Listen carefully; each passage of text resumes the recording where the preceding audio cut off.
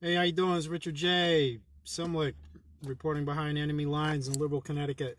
I just want to kind of go over what I learned last night about this, what's really going on with this Russia-Ukrainian business. I made a Facebook Live the couple nights ago concerning about how the New World Order will push essentially war with the West, with Russia, because they've wanted to forever. It's on a YouTube um, a post that you'll find on this particular this page here. Anyways, what happened was this. It kind of struck home to me, this issue with the Ukraine boat that got boarded, etc. When I was in the Navy, anytime you got close, a naval ship got close to a foreign power, etc., you would actually have somebody come on and board, and they would actually, because you're going to be going through their straits, and they don't want you to hit anything. They don't know who you are, so they essentially, the captain of the ship essentially relinquishes control to whoever the boarding party is, and then they get you into wherever they got to go.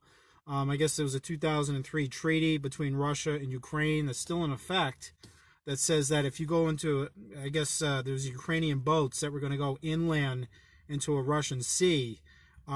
Treaty since 2003 says you have to do just what I said. You have to have a boarding party come on, not to humiliate you or anything like that. It's just they want you going through. It's a narrow strait. They don't want you hitting anything. And essentially, what the Ukrainians did is they sent, I believe, 3 quasi warships through with guys on decks with machine guns. And the Russians said, it's a provocation. That's war. I mean, and they rammed them. They rammed them. They of course, I heard they took out their rudder, etc. And they made them motionless, and they boarded them.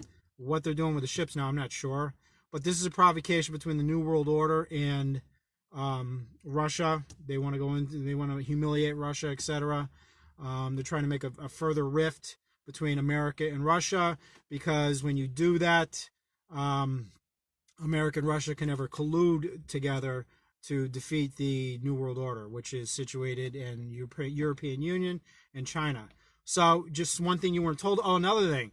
I heard that essentially the dictator of Ukraine, who overthrew elections, not overthrew them, but kind of intervened and made a like a fake election or whatever. He 5 years ago.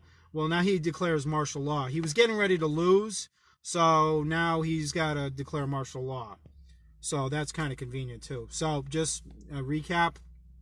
The provocation was with Ukraine. It's always been with Ukraine. They're the ones that George Soros, etc., funded them, putting troops on the Russian border. Russian troops have to pull in their tanks or whatever, and of course Russian gets the UN Council, etc. Russia. So once again, you have all the globalists that hate Russia, that got kicked out by Putin, and they want to get back into Russia. They want revenge on Russia. So what better way? So just real quick, this is something I did at work. I'll put it on YouTube. God bless.